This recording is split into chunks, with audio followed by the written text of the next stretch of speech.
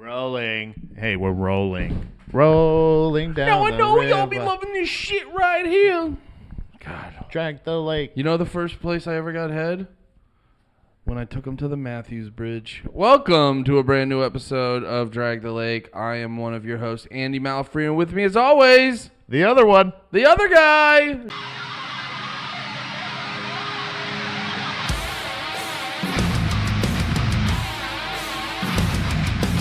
Do you know the Matthews Bridge is an actual bridge? I thought it was like take it to the bridge of the song Matthews, and I don't even know. Isn't the guy's name Matthews? No, there's a place. What's the drummer's name? There's a place called the Matthews Bridge. David.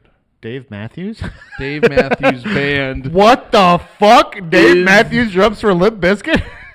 Yeah. Or is that the bridge that Dave Matthews Band emptied their shit bus into the water? Boom. Hey, musical jokes. Dude, literally. Musical jokes. Bump. Do you Bump, know bump, bump. I didn't know about that. Bump. Oh, God, I didn't know you Sorry. weren't. I didn't know you You ever were. heard Dave Matthews before, brother? Let it breathe, man. We're just grooving. Bump. Moments lost. Dave Matthews Band's one of those bands that people who like good music go, they're actually pretty good.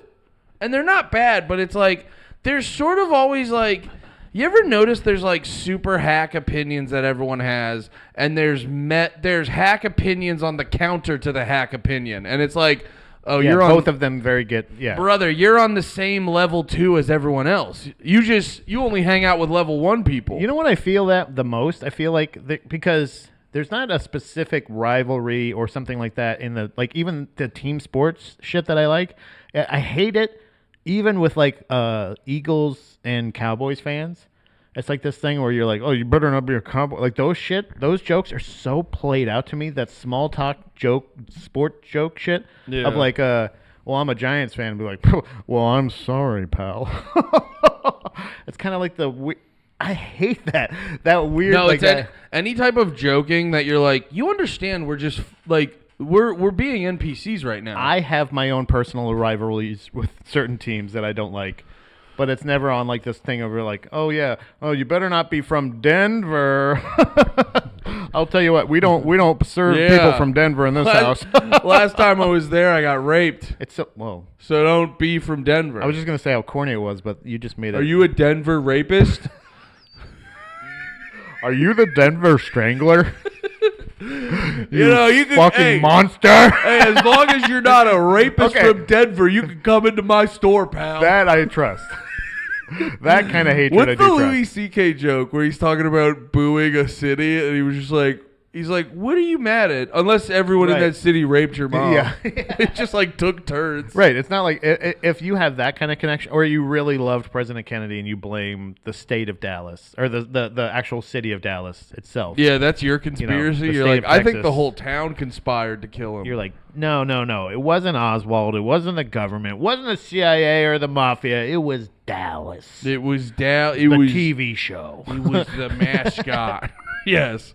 It was a dream at the end, and then when they woke up, they killed Kennedy. Where were the cheerleaders that day? You tell me that. Where were those cheerleaders that day? You tell me. I don't care who was in the sewer. I care who was. Go to the football team. We're the cheerleaders that day. Yeah, so yeah. It's just, we have a good time. We have a good time here. We have a good time here on Drag the Lake. And today, I hope a lot of people listen to this one. I put out a tweet today. I said, I'm listening to old AFI. And it got a lot of likes. And I go, damn, there's some excitement out there for some old AFI. But we don't just do one. We do two. We do two. And to pair it up, and I think this is a great pairing of tastes because I've been known to describe AFI as spooky bad religion. I was going to say, I have been known to describe AFI. I have been known to detailedly describe. Detailedly? Yeah. Let's go on to a different conversation. Let's just move along. Yeah. I did that last night at the creek. We were like, we were in the green room, and so they were having a way too serious conversation about love and sex and how when you're in like a deep relationship. It was one of those things where it's like someone who's been single and neurotic their entire life was telling you the problems of a sex life in a committed relationship. Yeah. And you're like, I don't really know if you do the committed relationship. So Yeah. you're just spitballing things to stay out of a committed relationship. I was just not taking the conversation seriously. And I just go, the person who was talking about it, they were like, yeah, I think it makes it real sticky. And I go, yeah, and the fact that you don't have an AC does too. And then everyone just looked at me. And then they did that, and the basketball game was on. And I go, so who's playing this thing? I was like, what's the score? 38 in the first half? Oh, They're my going God. nuts. And then they were Houston still in this? And then they were like, what did you just say? I go, the Nuggets are still in? You got money on the Nugs? The money on the Nugs? I just steamrolled through I got it all riding on Boston. Boston's going to make it the whole way. Boston. You heard it here first. You heard pal. it here. This is what we were talking They're about. going to win the championship. I'll tell you. But What were you saying earlier? Yeah, and you always got to point it off to somebody. What was Nate saying, though? What the fuck? But Nate was saying something about his dog. Nate, weren't you saying some stupid as shit earlier? Yeah. Yo, Nate's an idiot. Fuck Nate. Remember Nate? You just get everyone chanting. Remember that "Fuck time Nate he tripped at the time he was walking in the room that one time? Yeah, He's you know. totally Like, uncool. you just make up something. Yeah. You know, they're like looking at me like, what the fuck did you say? And I just freeze and I go, you know, Nate and Lemaire sucked each other off. Like, just make something up. Totally gay. Hey, and you go, ChatGPT, can you make a Nate and Lemaire jerking each other off? Oh, sorry, it was jerking off. No, that's what it was. Wait, what was the anime they kept making the pictures of? Oh yeah. The one anime you just like. I wish I could remember. Nate and Lemaire jerk each other off in anime style. Anime style. But anyway, so yeah, this week we wanted to talk about Spooky AFI. Bad Religion What? and Bad Religion. You say your thing. Spooky Bad Religion and Bad Religion. And then just regular, Just regular bad religion. Or political AFI. Oh yeah, I like that actually. Yeah. They're kind of No, I thought this was a good one, and I was happy too because I was listening to the bad. I was listening to the Bad Religion. No, I was listening to Bad Religion. And I was like, yeah, that is actually. They do both sit in a very interesting pocket, and I think they're interesting bands to think about and talk about because they kind of sat in the same place. They're both from Los Angeles. And or maybe just like California in general. I think the Bay Area. They're both from that area in general, and then like sort of starting from very similar places and then expanding out to where they went. So I don't know. Do you wanna go? Should I go first? We didn't really talk about that part. I don't mind going first. We did. So the albums that we covered was AFI's first album. Answer that and stay fashionable. Answer that and stay fashionable. You fuck. You fucking bitch. I think I downloaded the wrong thing. Yeah, no, I got it right. Answer that and stay Yeah, fashionable. and then I did. Bad Religion's Stranger Than Fiction.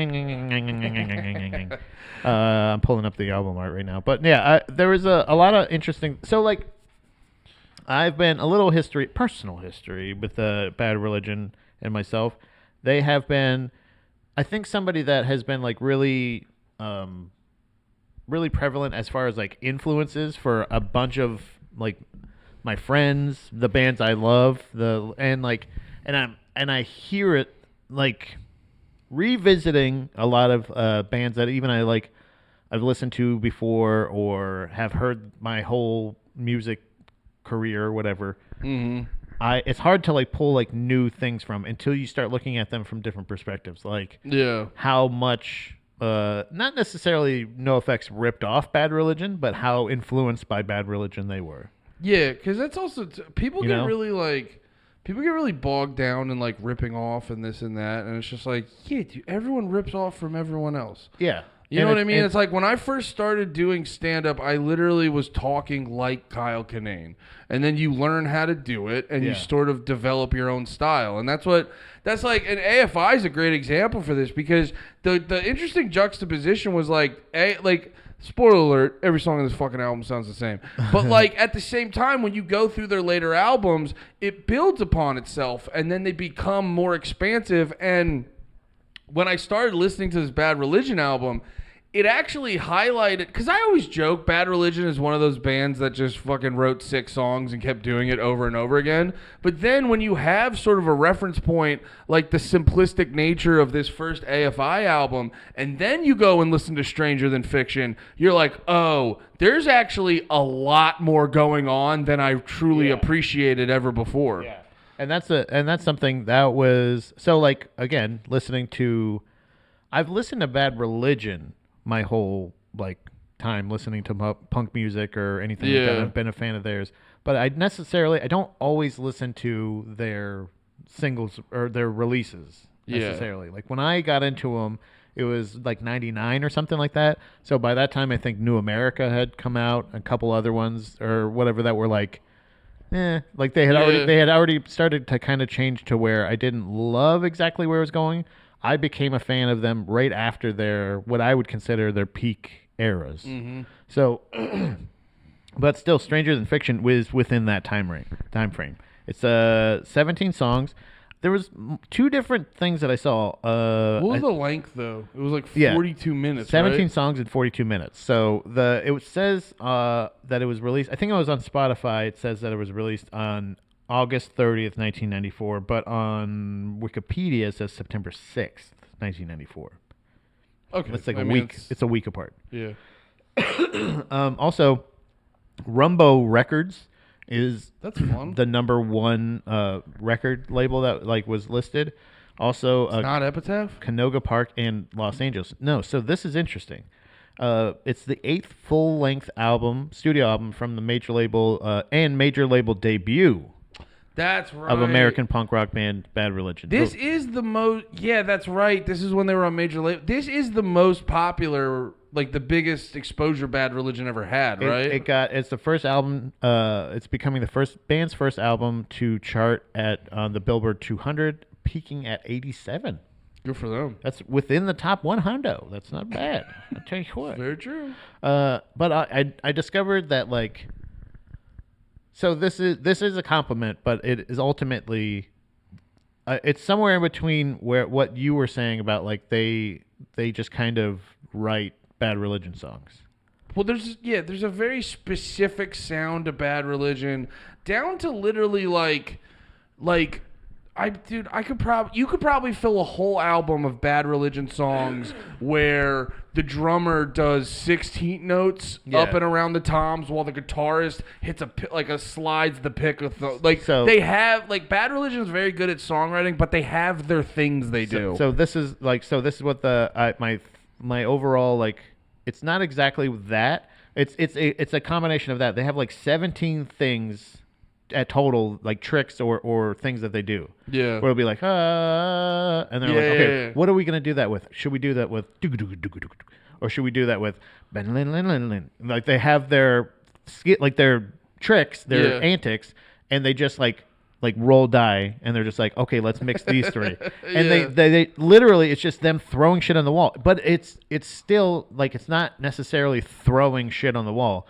Every song has the lyrics or the meaning or the tone but they don't always line up. It's so crazy. So what I started listening to what I was introduced to Bad Religion with was the album All Ages, which is actually a compilation. Oh, okay.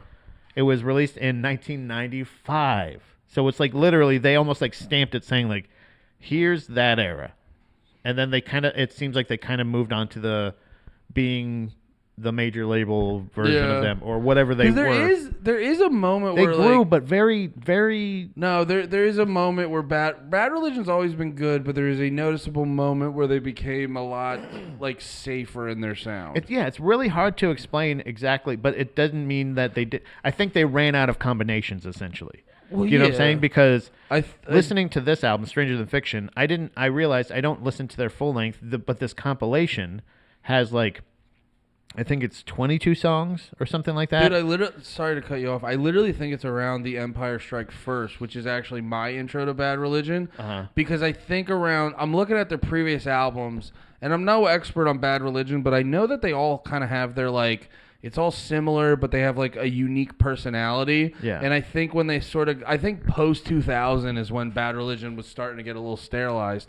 But in their defense, they're like a band. They're like around for like 15 years at that point. At that point, that's what I'm saying. Is like this is like a normal. How many like three-chord punk songs can you write? And that's what I'm saying. It's like they ran out of combinations. They had to add new elements. They have like double bass now. They have like a different guitar tone. They have at some point they did have, and I don't think it was this era of Bad Religion, but they have like 3 or 4 guitar players on stage at the time, and you're like, guys, you're a punk band. Like, what are you fucking doing? I will, and it does add. I will defend. Yeah, I will defend them a little. It adds a little bit of ambiance, and it makes the feel of the band sound differently. But there are times where you're like, there's other ways to do that. You guys need 4, yeah, or you guys need 3. Like you're running a stage room in some of these places. Like you gotta think about like there's other ways you can do this, guys. So so I do appreciate them for like doing that, but there's I don't know. So the label is Atlantic, is the major label. I think the studio was Rumbo Records at Canoga Park in Los Angeles. Atlantic Records was the first label. This was the 3 singles from this one: Stranger Than Fiction, the name, the titular thing. 21st Century in parentheses Digital Boy. The song Infected, which is crazy. That's such a stupid song. You know what I'm saying? Like there's certain songs. Wait. So I was sorry. I had a thing. Their one drummer was in a band it's funny that he was also in that band. You're already in this album itself, like in Stranger Than Fiction, I already am hearing those stumblings of like, oh, you already did that like 1.5 tracks ago. Yeah. You know what I'm saying? Like where you guys did this combination, and one of them is an element. Have you ever heard? You've heard it.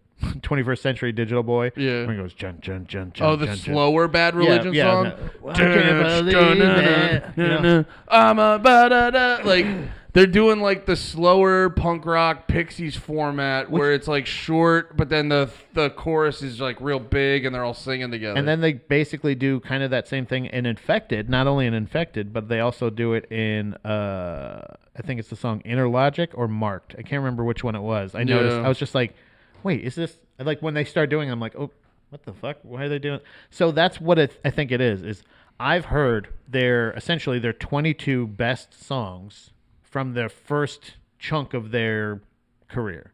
Dude. The first generation of the first 2, I'd say, iterations of Bad Religion.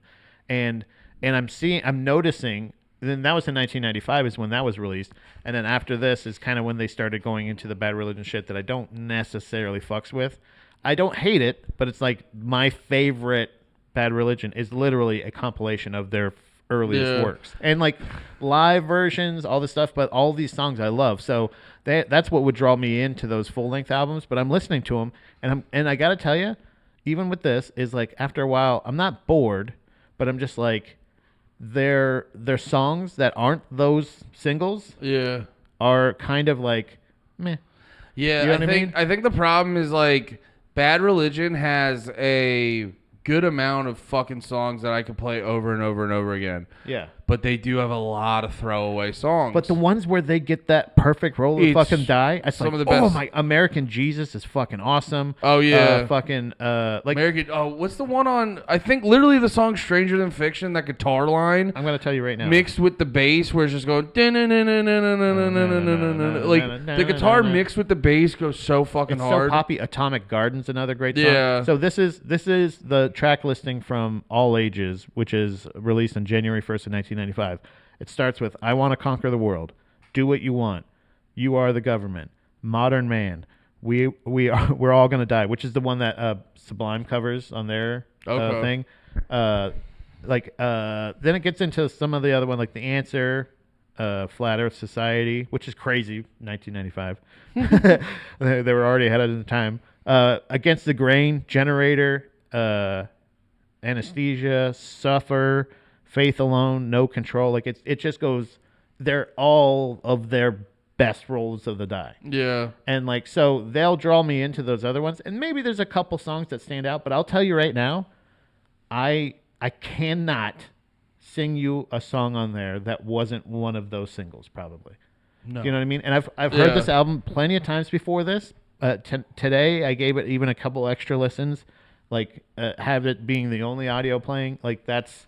Well, I'm Bad trying to Religion, focus on this, and it's just like they're great songs. They're not offensive. They're not something that I'm like, what the fuck is this? And like I gotta turn it off. No. It's just a thing of like, but once even hearing those elements in that other song, it only got me excited to listen to 21st Century Digital Boy. And Yeah. even still, that's not one of my And that's favorites. because Bad Religion albums are usually like, there's usually like 4 to 5 songs that go fucking nuts. Even that and one. every other song on the album just sounds like a rough draft of those other songs. So it feels like the songs that rise to the top are like almost just like, it feels like they're the best take. Yeah. And some of these are like live versions of the songs. I don't mind that. That's pretty cool. Or like they're like maybe different edits. But even still, 22 songs, 50 minutes. And these are their best. Oh, is that like their greatest hits? Essentially, Or did you make that? No. This is it's a album called All Ages. I didn't have it pulled up on the thing, but Oh, okay. and it's like I bought that first, and I was like, holy shit, Bad Religion's fucking amazing. And then you every listen- one of these songs is great, and then I'm like, oh, this is. And then you listen to their other songs, and you're like, holy shit, these are their good songs. There's this like Atomic Garden, but they took out the cool parts that I like. And I'm like, oh, this is like Modern Man, but it's not this is like, so I'm like. Well, that's like But those songs, like I Want to Conquer the World, listen, and it doesn't matter how many times I've heard that song. It starts out with that. You can just hear that little, like him just adjusting his fingers on the thing, and it just starts out ripping. Yeah. It goes against what I was always led to believe what punk rock should be, that it shouldn't rip. It absolutely can rip. No Use for a Name did it in the new school era, Yeah. the ones that started around 94 or so. Or earlier, like and even before that, Bad Religion. If you're gonna have 4 guitar players on the goddamn stage, you need to rip a little.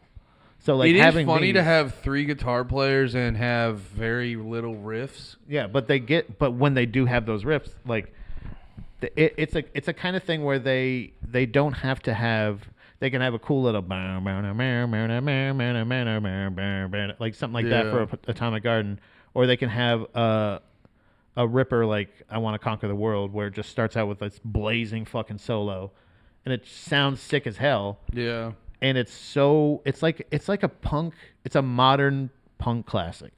Like Which one are you talking about? I Want to Conquer the World. Yeah. So like they are definitely a band that it wasn't luck, but I just think that they were taking these elements and they're limited, but they're still incredibly talented, and they did so much with so little in that sense. Yeah. You know, does that make sense? I really do mean to make this as a compliment. I feel like I leveled up on my Bad Religion appreciation, and it's really interesting how a lot of NoFX, like again, you can hear the direct, like some of these deeper tracks, like obviously in the hits, but like some of these deeper tracks that I'm not so familiar with, I'm like, damn, that's just older NoFX. That's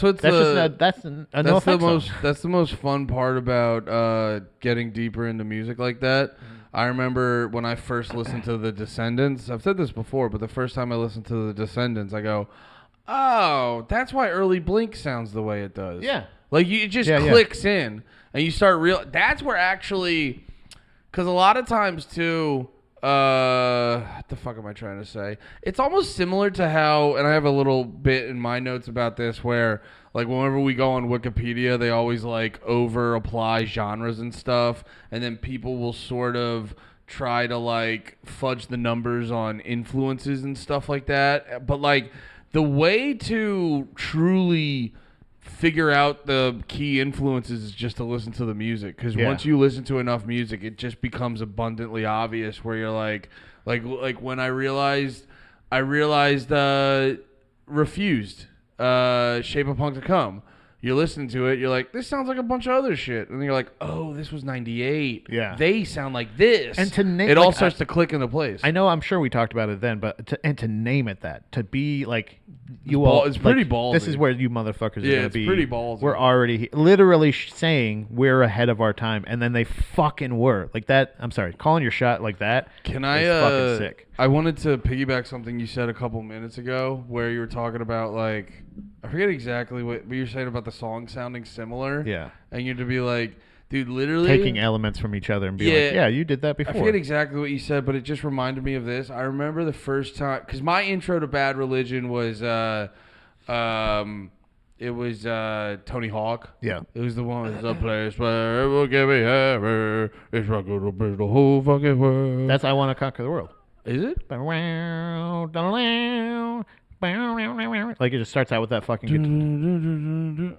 I don't think it was. What? It doesn't matter. Hold on. I just want to hear. No. Okay. I can't remember. No, but so I remember in one of the first Bad Religions album I listened to, because I think they had You. I think that's what it was actually. You. And so I heard that. I started listening to No Control, and I forget exactly which songs it was specifically, but I remember there were songs like Big Bang, No Control, Automatic Man, and You. It was one of two of those pairings of songs. I remember when one of them comes on, I literally looked at my CD player, and I look at the album, and I go, oh no, it didn't repeat itself. This is a different song. Yeah. Just like the way the songs are written, I literally was like, wait, did they put the same song on the album again? Because I forget. I wish I remember. That would have been better if I remember which song it was. But there are two songs where you're like, it's shockingly. They're like so similar. You're like, literally, they're only about 20% different. It almost sounds like you're like, oh, did you accidentally layer that guitar? You know what I'm saying? Like where you're like, oh shit, did you actually accidentally just put that on there? Were these lyrics for a different song and you just put them over the same song? But and also even with his like like he'll go like or he goes you know what I'm saying? Like it's even those elements, they'll have everything else is the same, but then he'll go down with the measure, or it'll be half a step slower. Dude, I remember listening to No Control because I always hear the drums more than anything, being a drummer.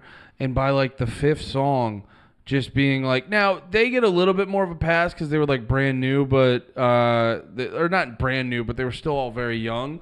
But at the same time, I'm listening to it, and just after like the fifth time, the drum fill was, right. I go, is that just your drum fill? Like, is that the drum fill you play?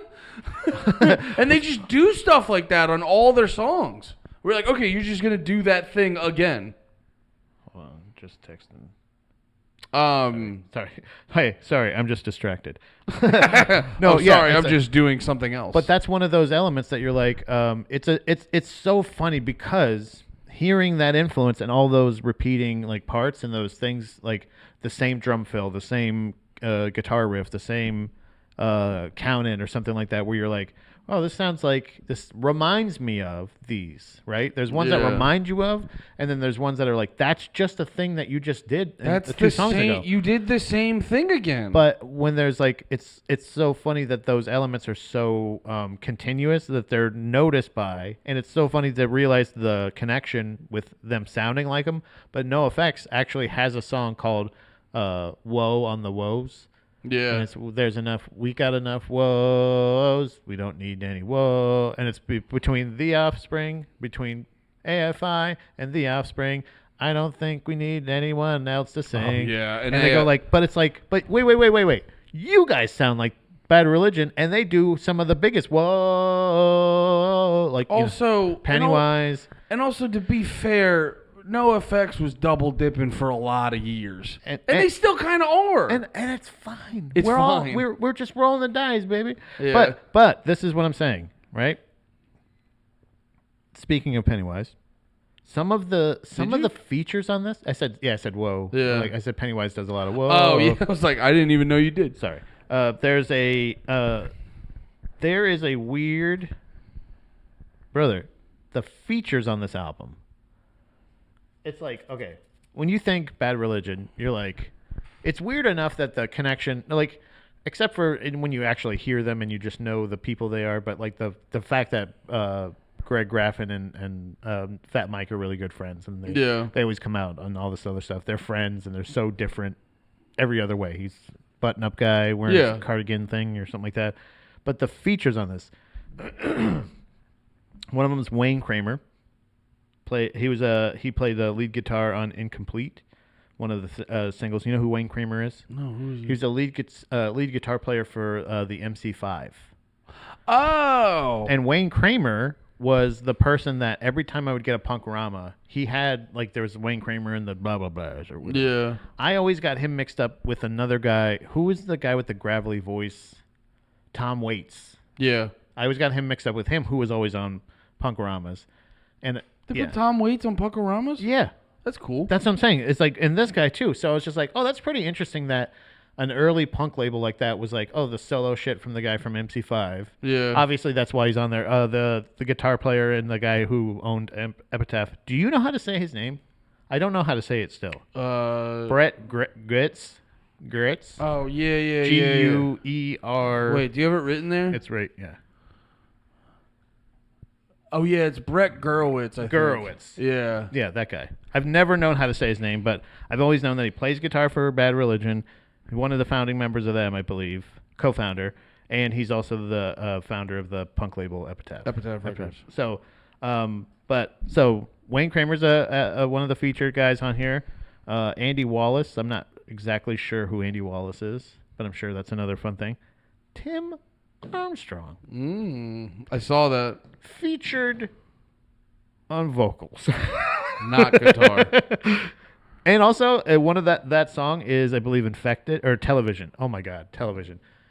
Talking about fun. I did write a joke about this. He's featured on the song Television, and then I think that directly inspired their song Radio. Was it a joke? Yeah, Rancid. You know, radio? Radio? Yeah. They did Television.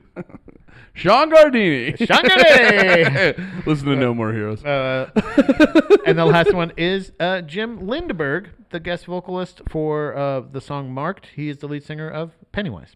Oh, nice. So that's why it's really interesting. But there's 17 songs, but the 4 that you knew going into it are the 4 that you're going to like coming out of it. The rest of them are fine. Mm-hmm. But like really, ultimately, it's kind of a thing where if I'm putting an album on, if I'm putting a full-length album on from Bad Religion, it's going to be, I believe their first album's We Are All Gonna Die. I think that's the name of it. I think the song damn it. I wish I remembered it. How could hell be any worse? How could hell be any worse? But We're All Gonna Die is off that. That one is really cool, but it's not very Bad Religion-y. I do like Yeah, that one I like early 90s Bad Religion, I think is like Chef's Kiss. They reached not their peak, but one of their peaks. And then they kind of dipped a little. They valleyed a little. Bad Religion to me is actually very similar to the good seasons of The Simpsons. They were never bad, except for that prog album. They were never bad. Bad Religion to me is always like the good seasons of The Simpsons. Yes. Where, in my opinion, you can keep season 1 and 2, and then around 10 or 11 is where I check out. And I'm looking at Bad Religion, and it's just like, Suffer's actually good, right? Suffer's great. Yeah. Suffer's good. But it's also like, there's still like, then the hits are the hits. And Suffer's good, and then around... Now, I'm partial to Empire Strikes First because that was actually, besides Tony Hawk, that was a major introduction of them to me. But I could see not giving a fuck about that. And it is like, after that, you're just like, not bad. Not bad. And not bad. Like I said, it's just like, Bad Religion, baby, is just like pizza, man. Ain't no bad version. There's just not as good versions as the other ones. Yeah. And then there's the pinnacle. You know what I mean? Yeah. So, like, there's definitely full-length albums that they have that rule. That Hoboken Pie place. I was so happy. It gave me such fucking agita. What's that again? It's Italian heartburn. Oh, okay. I was just ecstatic that it was like, it wasn't as good as like Jersey Pizza, but it had all the same parameters. That pizza usually would give me heartburn as well. So, well, maybe you should stop eating pizza. Hats off to yous. Rats off to you. It's my favorite tattoo. Got the right arm this time. But I'm sorry, I got sidetracked because that's about it. I mean, I had a light breakfast and you brought up pizza. That's pretty much. I mean, there's again, I didn't go track by track, but there was a lot of interesting parts of this. Like I said, the ranking on the Billboard is pretty cool. Yeah, you know what I mean. Stranger Than Fiction, let's see. So in November 2011, Stranger Than Fiction was ranked number 1 on Guitar World magazine's top 10 list of guitar albums of 1994. Wait, number 1? Yeah. Really? In 1994, I guess that year, with the Offspring Smash in second place and Weezer's Weezer in third place. The Blue album, I believe. Loudwire placed. Wait. They put the Or was it? blue. They put the blue out. Was it 94? 94. That might have been the Green album. Because No, Green. No, Green album was 99, 98 or 99. Okay, so maybe Blue album was 94. Blue Yeah, album. May 10th. So yeah, that's and when by the way, I just searched that by typing in Spotify Blue Oh, album. you're right. Yeah, Green was way later. But that's interesting, right? Sorry, say again. In 2011, that was ranked number 1 on Guitar World's top 10 list. That is very cool. I am completely calling the Blue album a guitar album is nuts to me. Well, that's what I'm saying. Of 1994, though. I mean, they're not going to. I don't think they're going. I'd have to see what they're picking. They're not from. going to get into Slayer and fucking Metallica's a huge. I'm sure. I gotta see what other Metallica put out in '94. I don't mean to get hung up on this. No, but you're right. I Yeah. don't mean to get hung up on this, but like the idea that Weezer beat out a lot of other albums at '94 is wild to me. 91. That's not a very serious list. Sorry, go on. Yeah. I didn't want to completely stop the pod to shit on Weezer, but sometimes you gotta. Yeah. Sometimes you gotta remind people Weezer's actually a bad band. Even though 2 of the albums were epic and 1 of the albums was pretty good, Weezer's actually a bad band. Yeah. Yeah, he wrote some good songs about lesbians, but, then he got obsessed with fame, and he let the drummer play guitar, and they just had, they did all that. They wrote Pork and Beans. Yeah, that was an. It was an aggressive offense. Yeah, that wasn't. Honestly, too. And Is that the one where it's just Ding, ding, ding, ding, ding, ding. No, wait, that's a different song. What am I thinking of? I think I know what you're talking. Pork and Beans had a. With the pork and beans. Well, it was like when you were talking about it with when we finished up the pod the one time. You Yeah. were talking about it when the Offspring did it, when they put out that one song where it's like with the like keyboard in it on the album, like 2 albums after Americana. And you're just like, oh, you're choosing to do like the poppy horse shit. And like Pork and Beans was a similar thing. But honestly, for me, it was more so Beverly Hills. Yeah. Because obviously we all agree Beverly Hills is a shitty song. Anyone with half a brain. But It's there's crazy how big it got. there's levels. Well, if you have the fucking machine behind you, you can make it big. And then know. here's the thing.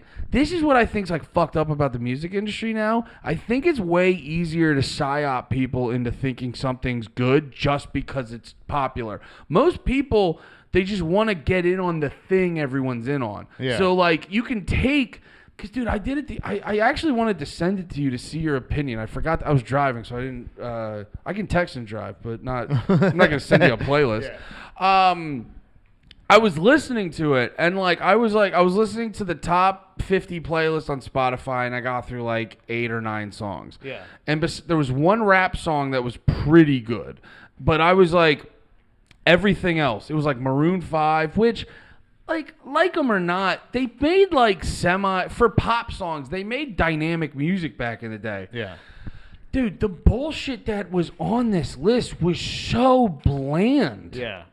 That's what struck me. It was so bland, and I really do think with the way things are with these playlists and shit on Spotify and stuff, and how everything's so automated, these record labels can via. Because I feel like back in the day you would do payola, but you would still play it on the radio, and you'd have to deal with people being like, get this the fuck off here.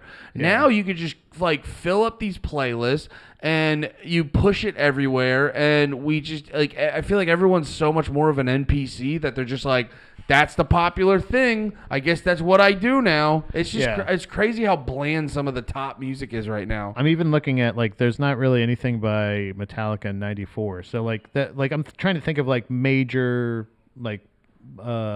major-ish bands or major label bands that had amazing guitar work or something that stood out. I guess it, but this is you know what I mean? I'm not shitting on Bad Religion. The guitar work on Stranger Than Fiction rips. I just got distracted when you said the Blue album. Yeah. But we don't. You're right. We would never rank that as a guitar album, even though that's the thing. It's not even a guitar album. Yeah. not a guitar album. Well, in '94, it's a guitar album. I guess, but like, sorry, Hey. No, hey. I could shit on Weezer all day. Why don't you focus that energy instead into Davey Havok's Let's talk about shitty fucking Widow's Peak? Let's talk about something else in '94 that was a little bit better. Or '95, I think it was actually. Oh yeah, I can't remember how close we were in the dates. We got pretty damn close on the dates.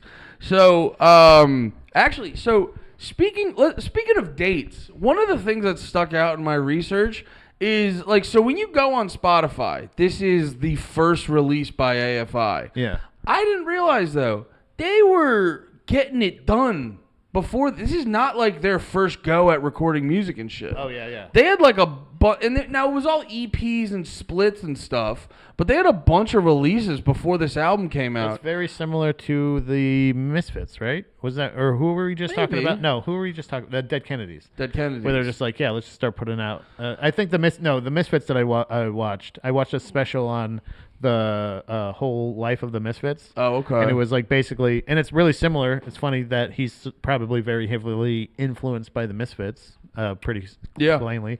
But he had they kind of started their own label as well, much like the Dead Kennedys, and just kind of like would release like 7 inches and shit. So like that's how they didn't put out their first full length until like forever later, and they didn't even like it. Static Age, they hated it. Oh yeah. They hated how well, it actually, sounded. too. Also, the version of Static Age that you would pull up on Spotify, I think it's actually just one of those albums where they mush all of their EPs and singles together. Yeah, that's so what that was Title it. Fight's first album is. But a lot of there's a decent amount of bands. But it's cool that AFI had that, like, they're that influenced by him that they're obviously putting out even similar releases like that. That's cool. Yeah. And it's also, too, like, a lot of hardcore bands do it now. It's actually kind of smart, in my opinion, where to sort of, before you even put out a full album, like, dude, throw out 2 EPs. Because I was thinking about this where, like, I always love to think about, like, optimal album lengths. And I go, brother, unless you're like ripping it, you got a hardcore audience and stuff. I go, hit me with a 4-song EP or a 25-minute album. Yeah. Because I realized if I know nothing about your band, 4 songs is the amount of songs I listen to find out if I like you or not. Yeah. So if you're a brand new band, I think the 4-song EP is brilliant. And then if you're a band that I like, but I don't love, but you put out an album, after about 20, 25 minutes, I want to go on to something else. So now, obviously you're not going to write music in the context of people who only kind of like you.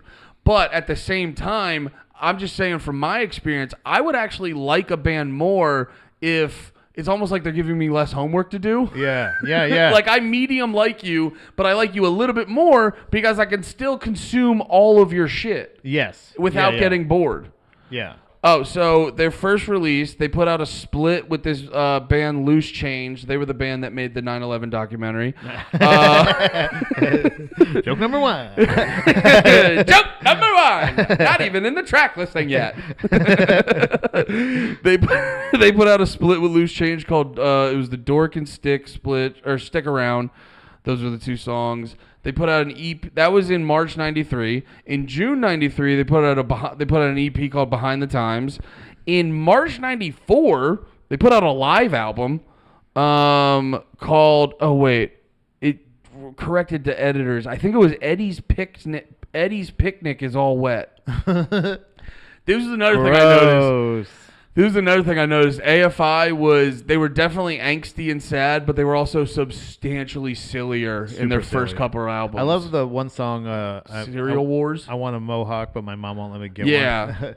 That one and Cereal Wars are the 2 noticeably silly songs. That was a couple of them where you're like, oh, he's a silly little bitch. He's a silly little guy. He's a silly little guy, isn't he? And then what a sassy little lady. And then in '95 they put out a split with a band called Heckle.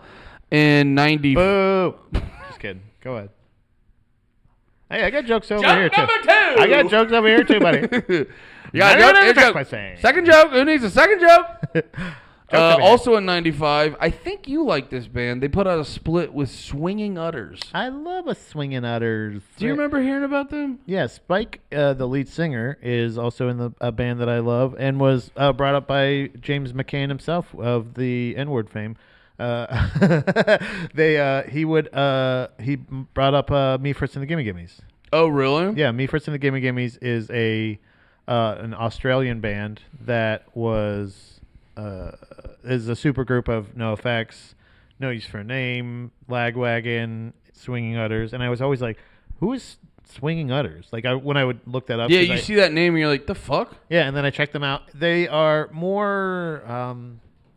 It's hard to put it. It's like kind of oi punkish. Yeah, I always knew about them, but I never listened to them. Not like what immediately you would think. Kind of, they're a little bit. I'm not saying a ripoff, but reminiscent of Dropkick Murphys. Yeah. Without maybe the bagpipes so much. Yeah. I really didn't get too deep into them, but what I've heard of them, I really like, and I support them because of Spike. Oh, okay. You know what I mean? Like I like them, but they've never been a band that I'm like they're my favorite. But I am familiar with them. It's not really my jam. Oh, I see what you're Same saying. thing with Dropkick Murphys. I like them. I think they're cool. I would love to go to a show, but I'm not necessarily like they're never, ever my go-to to listen to. You know what's funny with me with the Dropkick Murphys? I was like obsessed with them, and then I realized they have that one album, Do or Die. Yeah. They were a band that I really liked, but I go, I only need this one. Yeah. I realized when I expanded out, I think the Dropkick Murphys, it's like they became self-realized and they understood what their thing was. Yeah. And then they kind of like leaned into it more. I love their success. I absolutely 1,000%. I am so happy to hear like that. I know everybody's probably sick with that.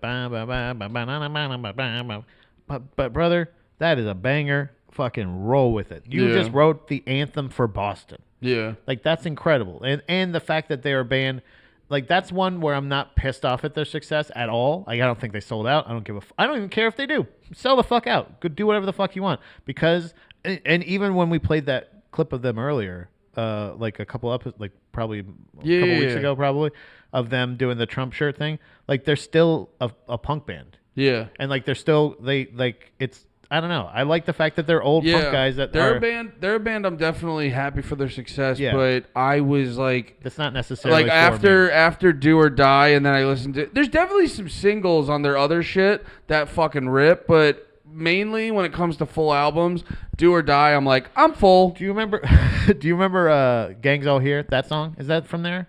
Hail,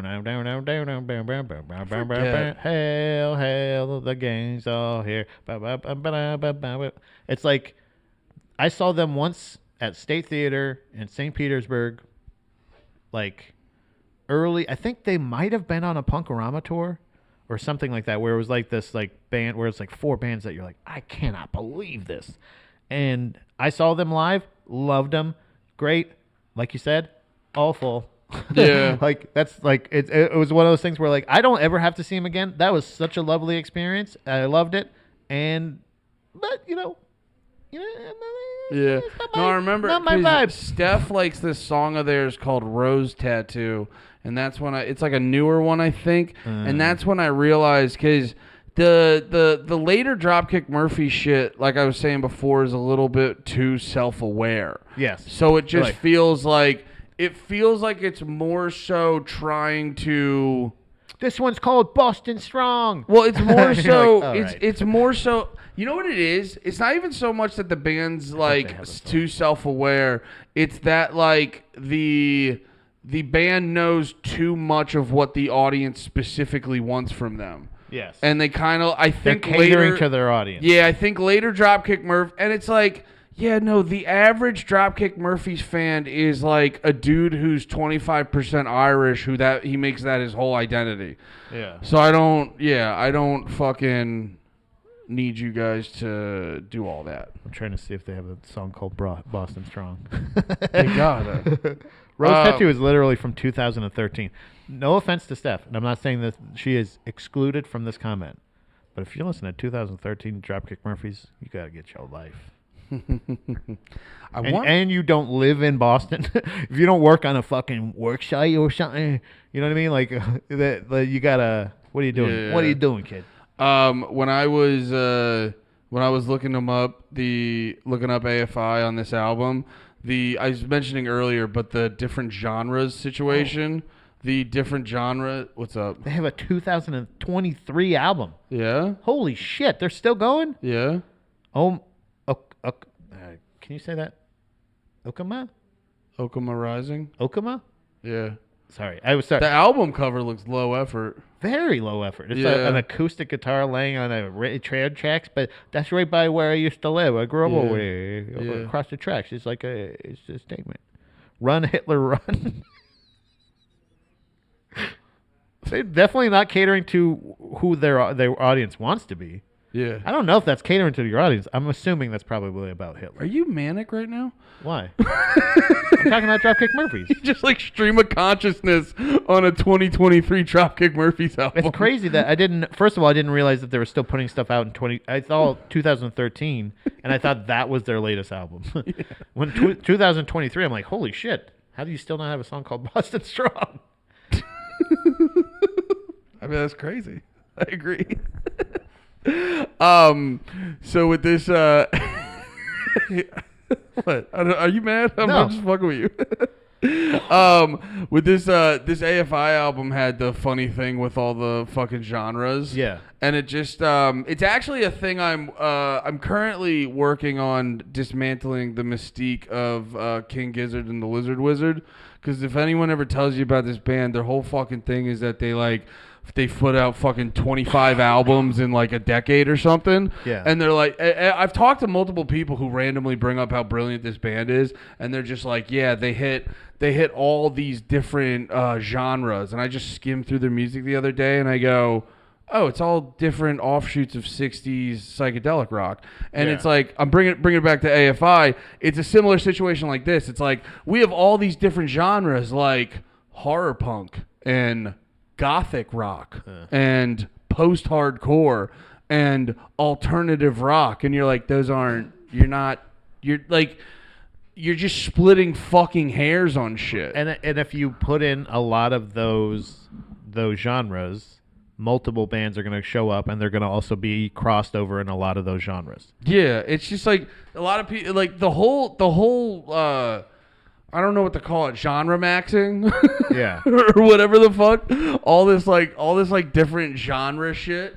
It's just like, it seems like you're covering your bases. Like, in case any of these things kick off, any of these things like get really huge, we want to make sure that like we've covered it, that they were early surf punk, or whatever. Like again, when they said surf punk for like Dead Kennedys, I'm like, well, you know what it is? Is it like, just a tone of guitar? Is that literally all it is? Like, and you're like, when, surf punk, got it. It's like when Elizabeth Warren's like, I'm part Indian. It's like, yeah, you're like 0.08%.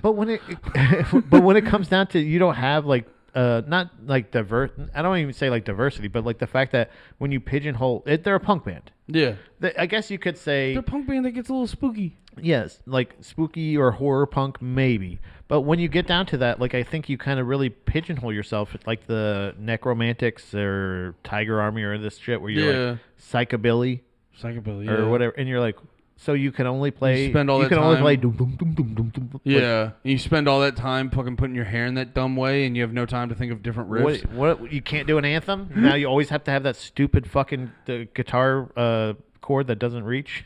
Wait, what? He always had that really short guitar thing, but it was like stretchy. You ever notice that? Yeah. It would annoy the fucking piss out of me. The curly cue. The curly one, yeah. Yeah, it was like an old phone cord. Yeah, whenever I would see a guitarist do that, I'd always be like, I only fuck saw him. off. I only noticed him, the guitar I've player seen for it Tiger Army. occasionally, and every single time when you see the curly cue guitar chord, it feels unnecessary. Bugs the piss out of me. Because you know what it is? It's like when people they like downgrade technology because it looks cool, and I'm over here being like it's like there's so many kids who have to get shitty guitar chords who would have like the wireless setup if they had the fucking money. Yeah. And it's like, you have the fucking money and you chose to do the dumb fucking thing. You have the money either to get a luxurious, nice, long, flat cable that won't like bundle up and you can have plenty of room, or you have the wireless setup where you can have that curly Q one and it'll be nice and tight to your body. Exactly. Perfect. Yeah. Pick a side, brother. Like, cause it was bug. Like, I'm like, if you take another step, you're tipping your amp over, dickhead. Stop. Stop. That's such Calm a good down. point. Yeah, Unnecessary. Oh my god, I hate shit like that. It's like, don't get me wrong, I love cool shit, but like shit just. That's not. Yeah. Like whenever you'd see Tim Armstrong and he'd have the hollow body, you're like, brother, when he strums that once during a chorus, it's gonna sound so beautiful. Yeah. And it's just like, like, and that was it. When he would do like this little, all this other shit on it, I'm like, you're not a DJ. Stop. This isn't cool. And by the way, it doesn't ever come through live. We should just do an episode where we make fun of Tim Armstrong. I feel like that we could fill a whole episode. Can we roast, dude? The next episode, instead of doing albums, the roast of Tim Armstrong. Can we roast Tim Armstrong? Oh my god, let's do that. That'd be funny. I mean, we can do. I mean, obviously, the whole hour doesn't have to be. I would do it with love because I would kill to meet Tim Armstrong. Yeah, I've met him. He's a very nice guy. He's very shy. He is exactly who he is. And he is the kind of guy. He's like who were we just talking about in the last episode? The piano man. Andre 3000. Billy Joel? No. Last episode we recorded today. Sorry, yeah. But we're talking about Andre 3000 at the Met Gala. And he was like, but where you're very confident in who you are, but like you're walking around and you look like an absolute dickhead. Nobody is ever gonna look fucking cool wearing a piano. Yeah. So like Tim Armstrong he's never looked. You think celebrities do that to test who will say they look like a dickhead? It's almost like it's what's the thing? The King's New Clothes? Oh, yeah. That kind of thing of like, or is that what it is? Yeah. Where he's like, everybody's just like, you look great. And he's like, don't I look great? And he has the Emperor. Yeah, the Emperor has no clothes. The Emperor's New Groove. It's When you get turned into a llama. The king dresses like a llama, and everyone acts like he's not a llama. They're like, he's definitely not a llama. Yeah, he's definitely not a llama. For sure, you're not a llama, sir. Are you David Spade? I know you're not a llama. Yeah. You might be David Spade. I just referenced that movie. I went squeak, squeaker, squeak. When I was this, I don't know. I haven't seen it in a while, but when that came out, couldn't have told me there was a funnier movie. Yeah. I don't know if it holds up. I might give it a rewatch, but I might give it a rewatch because, dude, that's one of the first times I remember like hyperventilating. I was laughing so hard. Yeah. So you have the same idea with like this guy where like Tim Armstrong. If looking back now as an adult, he was never cool. Even when he had like a mohawk and he was like balding. And it looked. You remember that? How he got a little bit cooler when he got older. And he got the beard. He got the beard, and he just looked like a different homeless guy. Dude, he tattooed his entire head. I gotta tell you, that's not cool. I like it. I mean, Bam Bam Bigelow did it. Bam Bam Bigelow was the only cool person. I kind of like when a bald dude tattoos an elaborate tattoo and gives himself a hairline. Yeah, I don't know. He kind of like he just got way into it. Wait. Dude, you're cooking his ass. Save it, dude. If we're doing this, save it. Okay, yeah. So you're right. Because I'm loving this. But like even from like when I heard him featured on that Bad Religion album, I'm like, who in their right mind? It was when Dom was talking about. Never mind. I'm gonna say it. What? I want to hear it. Don was talking about Kate Upton being the the spokesperson for Maybelline or something like that. We're walking past it and like there's a sign and I look at her and go, who the fuck is looking at her face? Why would you get her to be your makeup spokesperson? Moisturize her titties. They're here. Yeah, be Lubriderm or something. Doesn't she have like awesome fat titties? She's got the best natties in like Victoria's Secret history, I think. It's like her and I think she was a model like that, right? Yeah. Wait, is she the one who dated Tom Brady? I don't think Tom Brady. She's dating or married to a baseball player. Oh, okay. For Houston, I believe. Kate Upton. I remember seeing but her. Like, it's the same idea. Like, who would get fucking Tim Armstrong to feature? It's the same feeling I had. Like, why would you get somebody who like, ooh, looks at her face, dude? She's beautiful. But like, I'm not. Nobody's like, oh wow, what beautiful eyeshadow you have. Like they're like. I remember seeing Tim Armstrong play with the Transplants at Warped Tour, just laughing, being like, he doesn't do anything. That's what dude. I met him. I think on that Warped Tour. That I think I met him. And I was just like, again, he was very sweet, very nice, and everything. But I was just kind of like, that's when I was like, I asked myself for real one time. I go, I don't think his guitar plugged in? Dude, Is he playing anything? This might be a good subgenre of Drag the Lake episodes where we just center around a punk figure rather than an album. Yeah. Yeah, dude, let's do a Tim Armstrong week next week. Hell yeah. I'm excited now. Speaking of Tim Armstrong, you know who helped produce this album? Lars Fredriksson. No, the drummer of The Used who joined Rancid later when they weren't popular. No, Tim Armstrong helped produce some of this album. Oh, that's cool. Yeah. No, I will say. Yeah, it's really cool. It's whatever. Cool. It's so sick. Awesome. Hellcat Records is a strong contender with Fat Records and Epitaph Records for my favorite record company. Well, actually, they weren't on either. You know where they were? Wingnut Records. Oh, Jesus. Can you imagine like the severity of AFI now, like how theatrical they are and how he's like he's still an incredible performer and goes out and chases. Remember we had that video of him chasing The lady that lady who was not like She's appreciating him at all. but like She's like, get away from me, you. and then just then going like, check out our new release on Wingnut Records. You're just like, come on, man. Dude, You're supposed to be a gothic high priest right now. You know what I mean? Like that's his. Dude, it's funny too. I was watching because they never talked about it, but you could just tell Davey Havoc in an interview. You're like, oh, he's a gay dude. But like, Yeah. I loved it so much because he's not like there's like the modern gay dudes who are like, hey, Yeah, like, yeah. they lead with like, I like penis. Yeah, And yeah. They like, but like you're watching Davey Havoc. I was watching interviews with Davey Havoc, and he just hits like. He was like, he'll just be telling a story, and I'll be like, "Yeah, we were all crazy back then." Yeah. Like, And it's so endearing and funny. It peaks out like every once in like when he started to like when he was still on like Warped Tours and stuff like that as like leaning older, Yeah. All Hallows EP at least AFI when he was doing that, and that's when he started like I was like I found out I think he was gay, and I was also like, oh, that's cool, also makes sense, okay, Yeah. but then you see him and like. You're like he's in a t-shirt and jeans pretty much or something like that, but like perfectly fitting.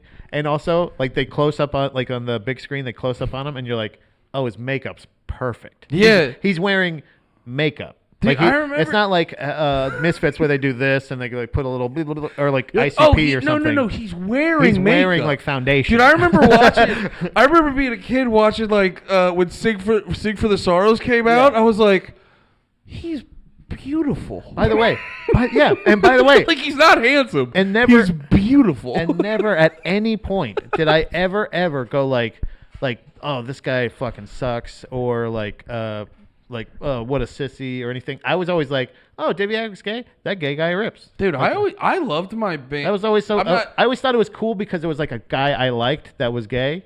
You know, like yeah, no, it sounds like I'm Wait a minute. going off you and doubling down. Pause. What? Wait, I had a good pause. Oh, He's a gay guy I like. He's a gay guy and I like him. resume. Okay. And this is gonna sound like me doubling down on Pat to be like, actually, I accept him more. But no, I remember because what always drew me to music like this or like emo music was the vulnerability, and then like I remember like just the unapologetic vulnerability of like I'm a real person. I'm not embarrassed for who I am. Like I remember, so I would enjoy shit like that because back then that stuff like it's not it wasn't. Like in the punk scene, it was more socially acceptable to be gay and stuff, but it was still people were still insensitive. Yeah, and I was one of them. I talk different. And you're insensitive and shit because you just don't think about it. It's just a different time and whatever. But I was always like, so all that stuff just came off more vulnerable and shit because it was like a little bit different being a not straight person. So I was more, and this might be a pause, I was more attracted to stuff like that. Pause. Yeah. And I really, like, I remember, like, I was joking about someone on stream was, like, bringing up a band, and they were like, is that too gay for you, Andy? I was like, brother. And I brought up the Blood Brothers. I was like, I ain't never had a problem with a band being too gay.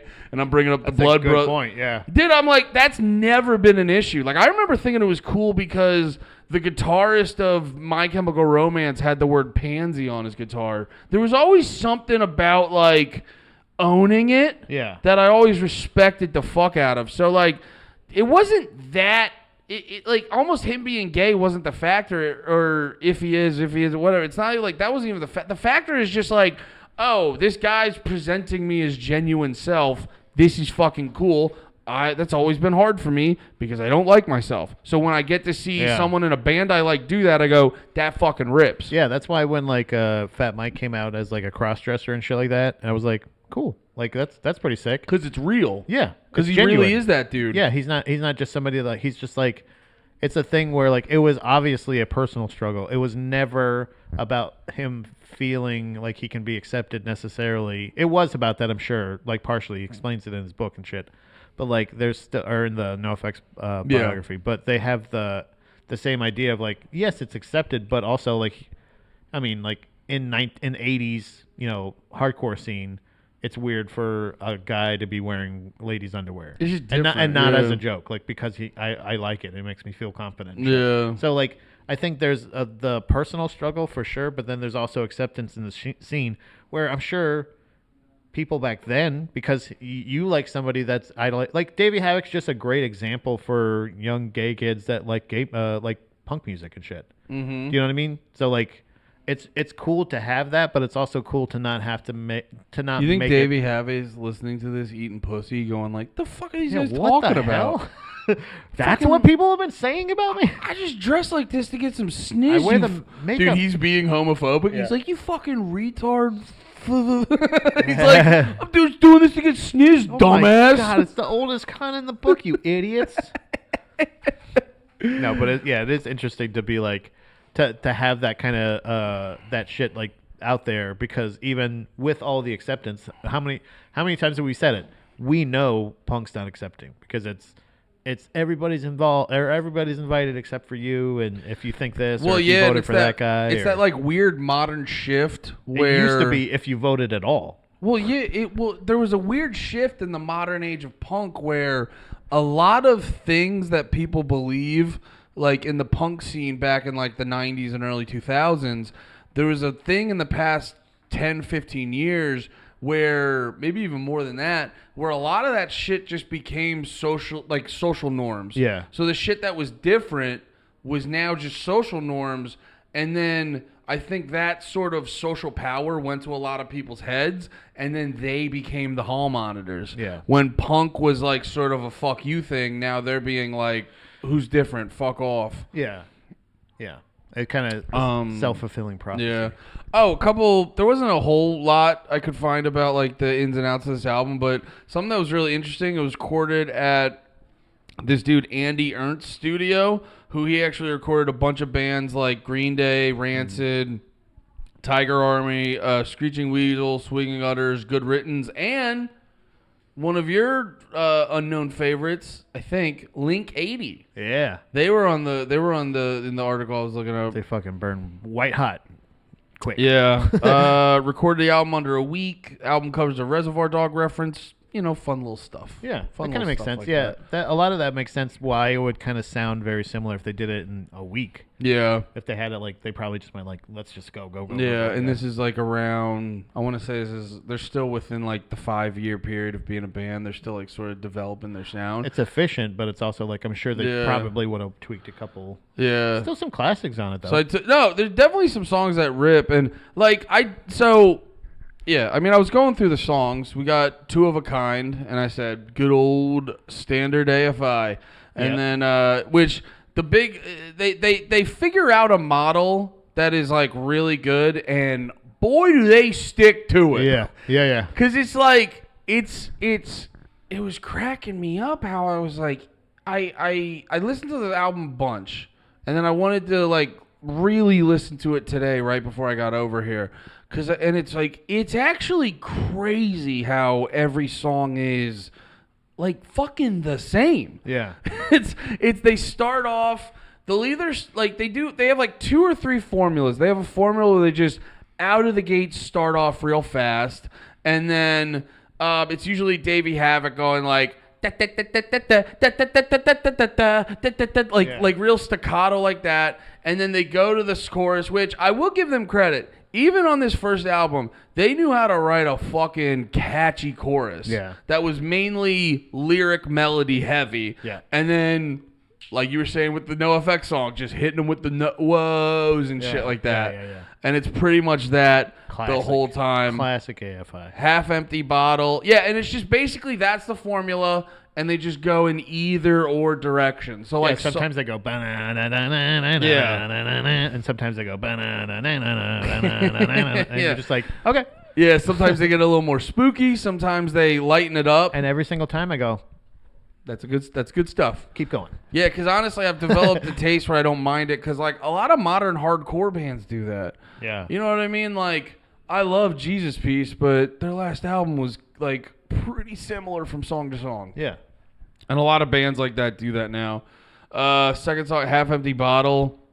Yeah, once again, much more aggressive, but still the same thing. Catchy chorus and to the point. Oh, yeah. And then they were implementing more they did have a couple songs where the bass got a little intricate. It made it feel a little bit more like a Rancid or NoFX song, where they had like a much more bass heavy focus. They do when they let the bass shine. There's a couple songs that have like that where they break down and they just have the bass solo.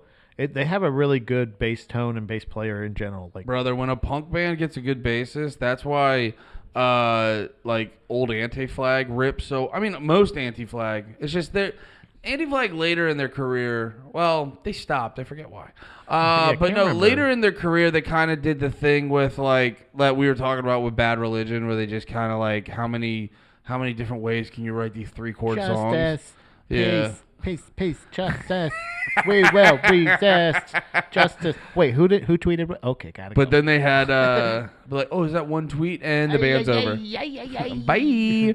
But no, they had like, if you listen to like what was the fucking, I forget the name of the album, but it's the one with like the Press Corps and $1 Trillion in those songs. Yeah. Or I'm sorry, the Press Corps. I never even thought of it like that, brother. You don't see it until you see it. Doing it right in front of us. Bam, Stop shooting yourself, kitty. But yeah, in like those songs, you hear the bass just going fucking crazy. Yeah. And it really just adds to, like, I really do think a punk band with a solid bassist really adds to the whole experience. As the experience brought only. And not just because of the name thing, but the only bass I would say, the instrument wise, does it like matter so much to the genre more than funk? Funk and punk are two, like bass. Well, bass can completely change the song, like completely. Yeah. And where it's just like, holy shit, this just gave me this like the bass fucking just gave me energy. And I'm saying like the bass playing, not just the bass sound, but the bass like yeah, especially too when you're going that fast right. with a lot of these songs. Yeah, the bass can almost give the song a feeling of like, I don't know, like you're you're playing Donkey Kong right now when you're playing the fucking the mining level, when you're in the mine cart, and you're like holding on for dear life. It gives it this like crazy forward momentum where it almost it's just like a car with the brakes are like the brakes are out and shit like that. They cut the brakes on it. And you're just like, are we gonna get here alive? And it has this like wild, reckless nature to it. Yeah, and that's just because your bassist learned to do scales and plays with his finger. Yeah, and brother, and that's the thing is like I remember when I learned bass, I was learning from punk bands, so I was playing with a pick a lot of times, and that was in music. You know, there's hazing all over in music. There's always those stereotypes of like, oh, the drummer doesn't do shit, or the drummer does everything, the lead singer doesn't do anything for load in, load out, blah blah blah. Oh yeah, all those like hack kind of jokes over a while, but like. the thing was like, oh, was your bass player play with a pick? Okay, and it's just like, why wouldn't you play with a pick? Because it doesn't make sense for me to not. It always annoyed me too with like, especially if you're in a punk band and you're like, do you hear how fast this shit is? Yeah, like especially the fucking dun dun dun dun dun. Yeah, like that. and you're like, And and I have to go do do do do do. You're like, fuck Yeah, you. you can do that, but like it's still one of those things of like the actual sound of the plastic hitting the pick. Like it adds to it. It adds a little bit of a scrape, a little bit of, like there's. Well, it's why some Ramones songs hit different because, like, Joey, I always forget the guitarist. The guitar player was Johnny. He would downstroke the whole time. Yeah. So like you get a different feel if you're going, because like it goes from da-na-na-na-na to like da-da-da-da-da-da. Like you have a different type of intensity if you're downstroking versus strumming. So like with the bass, like you're gonna have a bigger presence if you hit the pick on there. Yeah. By the way, did I tell you? I have a line of possibly a bass amp. What? I could get a bass amp. What do you mean? Like free, like not free, but essentially like somebody would not buying one. Like I'm saying, like somebody offered me. I think Gotcha. when they saw that clip of me starting, if I want to start a band with Mason or not. Which you're not. What? I don't know. I mean, I'm telling you, if we have a Wait, Slipknot he plays style drums? drum, yeah. Wait, can I be the singer? I was thinking about this. I do want to be the singer who can't sing, but he sings with passion, and that's what matters. Yeah. So Mason can play drums in that scenario. Or I was thinking that, or you could be the dancing guy if you want to wear like a mask or a suit or something like that. You could dance on stage, or we could have a Slipknot style band, almost all drummers. Oops, all drummers. Oops, all drummers, one bass. Yeah. Oops, all rhythm. Oops, all rhythm. Write it down. Write it down. That's the name of the band, but yeah. So we're on the second. Oh, this is similar too. This is an album with like 15 songs, or no, it was like 17 songs, 40 minutes. But yeah, song. The next one is Your Friend and Mine. And I wrote, we're 3 songs in, and we've already established a very clear formula. I'm not mad about it, though. Yeah, ain't broke, don't fix it, but, you know. Oh, yeah, and I also made a note. The vocal melody on the chorus reminded me of Big Bang by Bad Religion. And then next one, I Want to Get a Mohawk. I go, hey, man, why change a good thing? Brownie Bottom Sunday, fast song, catchy vocal melodies, aggressive approach, which is basically nicely saying. Aggressive approach would be a great name for a band, too. It really would, yeah. And then the next song is The Checkered Demon. I wrote, oh, okay, we're starting out slightly slower, and we're fast again. Chorus rips, don't care if it's the same song 6 times in a row. Yeah. Cereal Wars. Okay, maybe now we'll slow it down. And we're fast. The Mother and Me. This one was really funny. I listened to the song The Mother and Me.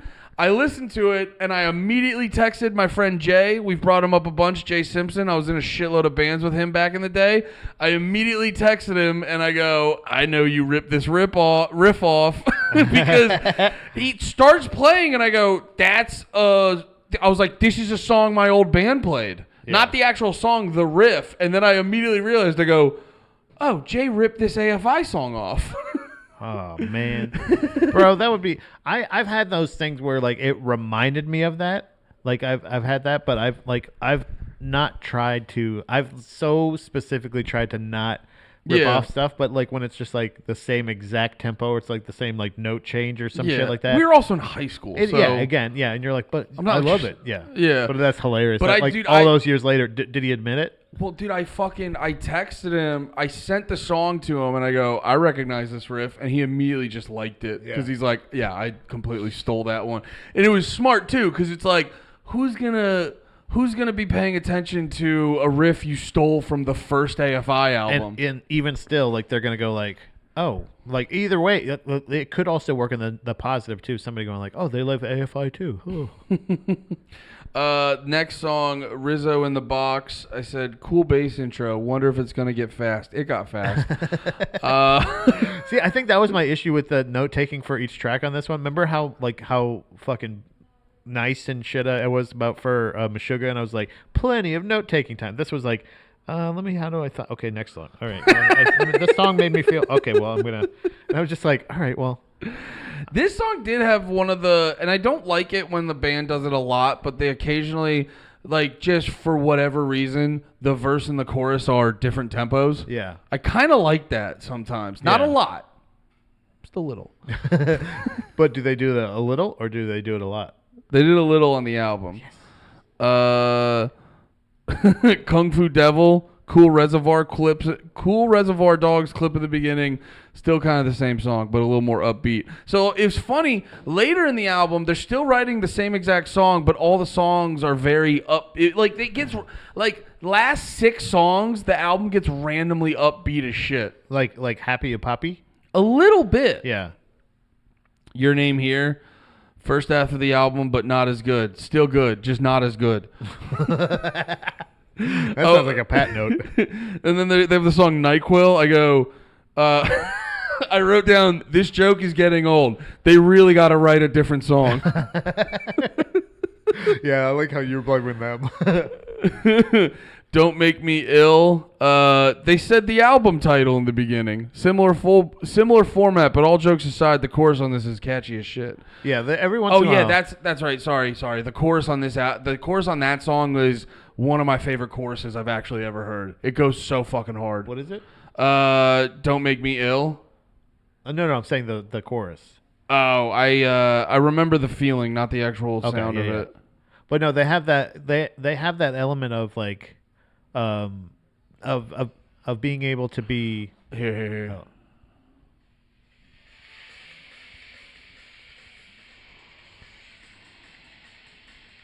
Oh yeah. So this was another thing. This was another Bless you. Jesus Christ. This was another damn it, what was the fucking it was a Clint Eastwood Western style themed cover for the damn it. Hopeless Records. It was Yeah. it was a Hopeless Records compilation.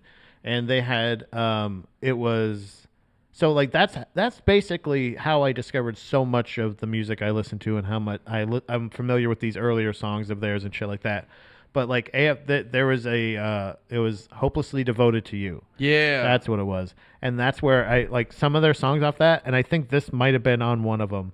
And I was just like, man, this sounds weird as hell, but it's also like mixed in with like Jughead's Revenge, again Guttermouth, Yeah. the Vandals, and I'm just like it.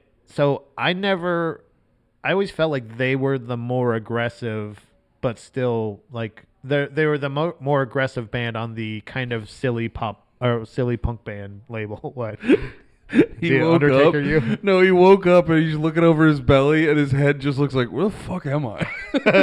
Sorry, it got me. They Sorry. put you into a trance, buddy. But yeah, there's for sure that like it was so funny because like that almost sounds like that same like Yeah. we're just gonna eat some jelly beans and listen to punk rock. What? You know, like, but they're not. They're the vicious kind. But then a band, like, it's funny too because they label themselves as like the early shit they label as like hardcore punk, which I think is fair. Yeah. They're pretty fast and aggressive. He is screaming most of the time. Oh yeah, Yeah. But at the same time, they'll just hit you with a catchy like. If you reformatted it, you could put this chorus in a pop song and it would sound great. Yeah. Yeah, the bands like this still should be catchy. Open Your Eyes. Not to be a rascal, but it's still the same song. And this is just dumb. Their last song, High School Football Hero, I go, silly AFI sounds like regular AFI, but silly. It was that was actually too one of the very interesting parts about listening to this album. I've only heard really like emo gothy emotional AFI. Right.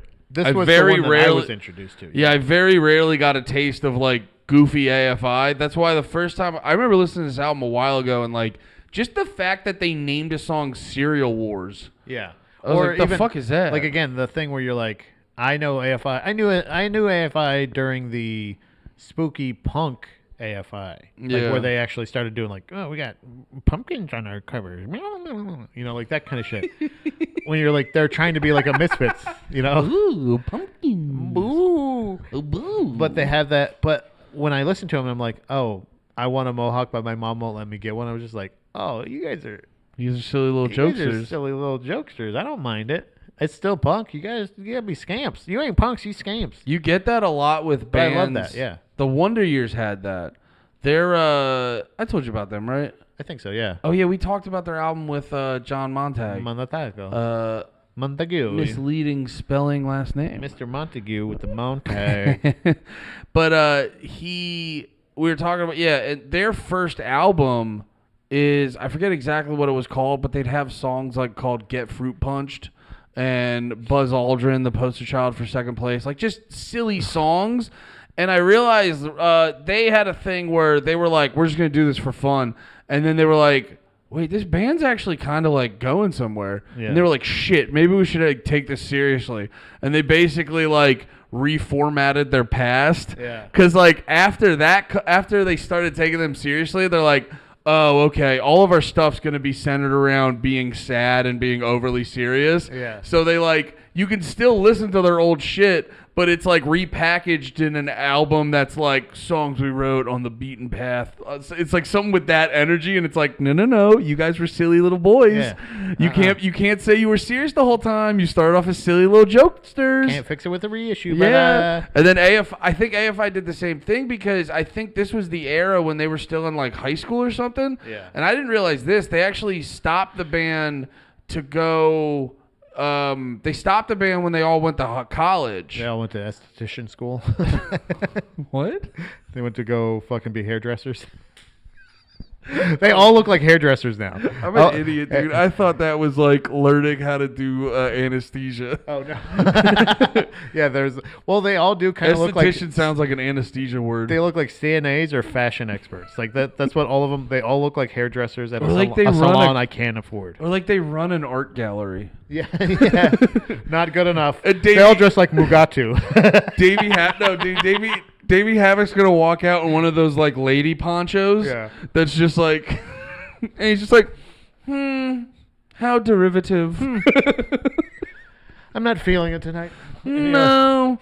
More pumpkins, please. I don't know why we've cast Davey Havoc in the birdcage, but it would still be, dude. I'm telling you, a punk rock birdcage with Davey Havoc as the. Because when we that would be fucking awesome. When we see him live, punk rock birdcage would rip. Him and Jello. Oh my god! You're like, Davey. I haven't seen Birdcage, so I can't do references. But he's like, Davey, I'm Jello Biafra. Davey, my son's in town from college, and he's getting married. He's too young. I know. You're the gay guy, and I got married on Halloween. Which one of us is supposed to be playing this straight? I swear. Wait a minute. Dude. I've married a woman. I love pussy. Sure, Jello. Right. So much I married it on Halloween. In a graveyard. A graveyard. A graveyard. Oh, that'd be so good. And this year, cast it. What is it? 1983. Like Davey Havoc seems like a over this gay. Yeah. Yeah. Dystopia gay. Nihilist. Oh, you guys are still doing that? Okay, so you're still mosh pitting. Okay. So. You're still circle pitting counterclockwise. Interesting. What's that? Ray Romano. Let's just do more characters. Deborah. Davey Havoc as Ray Romano. Deborah. My mother is annoying. My mother made us cannolis. Ow! We were going to have a regular day, and then my family came over and got in the way. Stanley's a huge Ray Romano. He attacks you for... Everybody loves Ray. Come on, man. He was doing the voice. Not me. The fuck was I going to say? I was going to say something else. About Davey Havoc? Oh, yeah, no. Just watch interviews of him. He's just like a cheery old gay dude. It fucking rips. Yeah, and honestly, immensely talented. Well, and that's too where like I like a lot of musicians when they're like unassuming in the interview, and then like I've seen plenty of live footage of him. His presence is he is very theatrical. But, probably unrelated. Yeah, and also too, he had, I think it was around the time December Underground came out. he probably had the record for long. It wasn't the Misfits thing. Yeah. It was a swoop. Yeah. And I think he had the record for longest emo hair swoop. Yeah. I think it went down to his. It looked like it went down to his fucking belt buckle. And it starts back here and it goes wow. Across. It was without a doubt giving him neck pain. Yeah. He had the fashion devil's luck, but. All right, well, we did it. I think that's pretty much it. So no albums next week, although. Yeah. I do have. I am excited for the roast of Tim Armstrong. Yeah. Which I'm very excited to dig deeper into Tim Armstrong's the respectful past. in parentheses With love. Yeah. But no, I am. I did have some albums in store that I wanted to talk about. I listened to. You were talking about it, so I listened to Americana. That still fucking rips. There's this Less Than Jake album that I realized that rips. And you know what just popped into my head?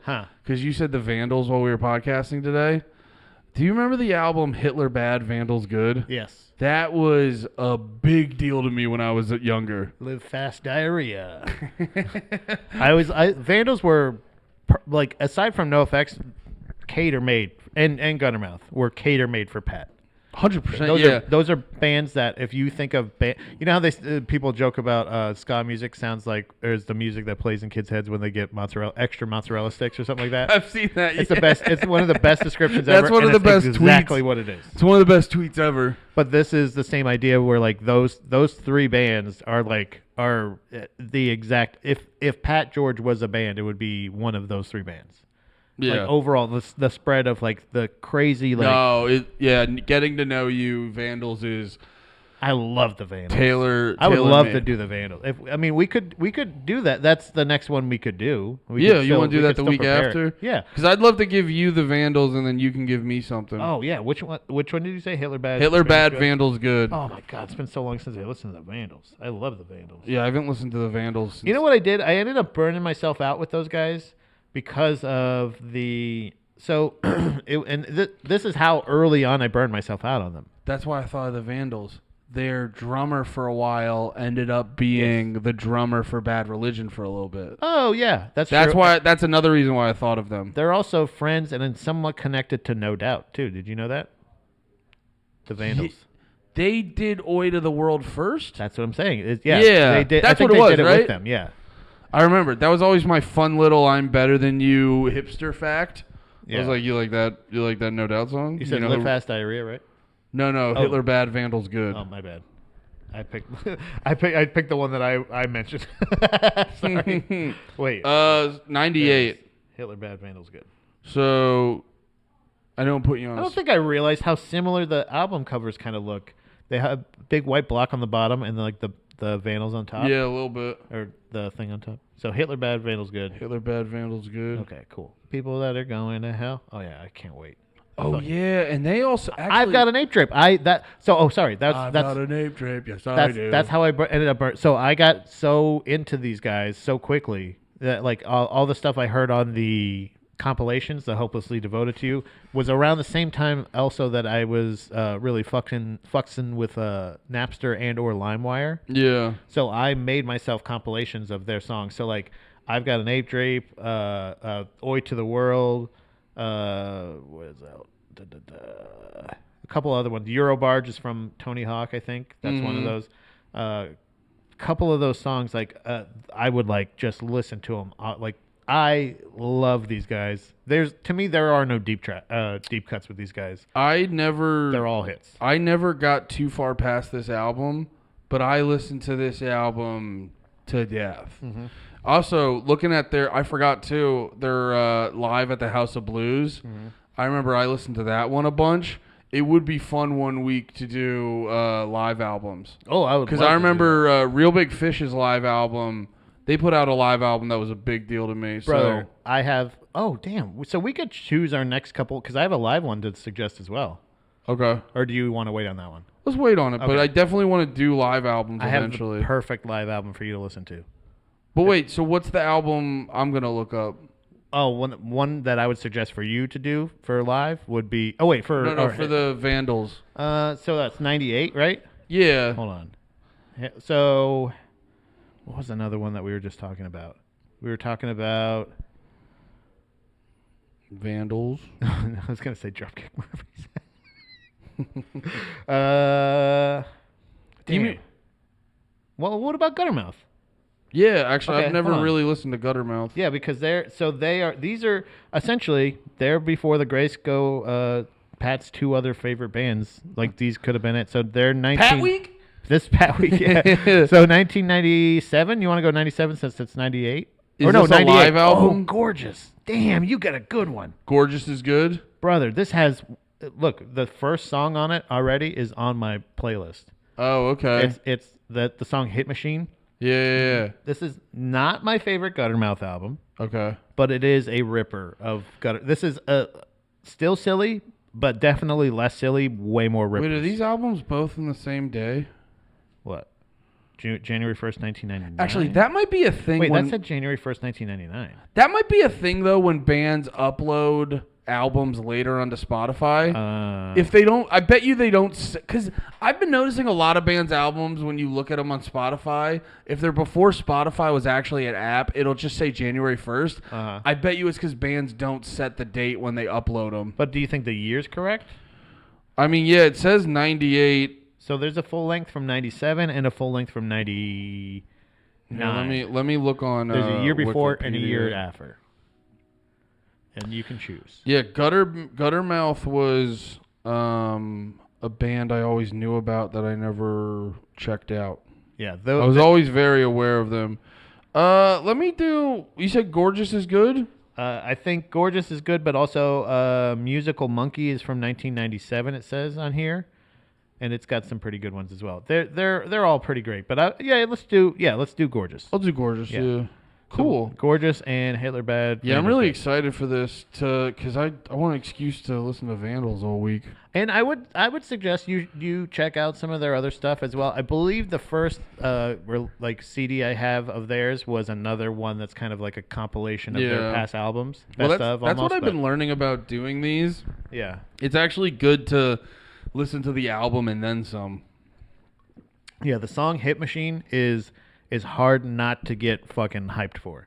It really is. It like it starts out immediately with a banger. So Now, like, are they a silly band like the Vandals? yeah, Oh, yeah. okay. They're silly, but also kind of like gross. Yeah. So like they're the song. Remember, I was joking about it. They had the song about what happened if the singer from the B-52s was actually the lead singer of the Doors. Oh yeah, this It's is hilarious. Like it's like this is that band. yes. Okay. Same band. So like I remember you talking about that. Yeah. They have Ultra Rippers, but then they also have. This is also the band that I personally embarrassed myself in front of everybody. Oh, this is them. The one they said, Huh? Say the next joke, or what's the next song you want to hear? And I was like, play the next song. And they're like, what? What? Play the next song. And then the guy goes, what? And then the guitar plays, you said say to play the next song, so he said play the next song. And it was just like, ugh. Huh? But they're great. Sean Gardini. I really want that to be a thing when you bomb. To get you out of it. To get you out of it, you just go, Sean Gardini. And then they go like, you remember that from earlier. Yeah. Hell yeah. We just have to build unmistakable Sean Gardini references that we can go back to every time. Yeah, we just That's need all. to intersperse Sean Gardini in everything we do. Hell yeah. And All you right. guys should be back next week for the roast of Timothy Armstrong. Michael Armstrong. This will be fun too because we can go way heavy on like interviews and shit, Yeah, I'm excited to find out as much as I can about Tim Armstrong.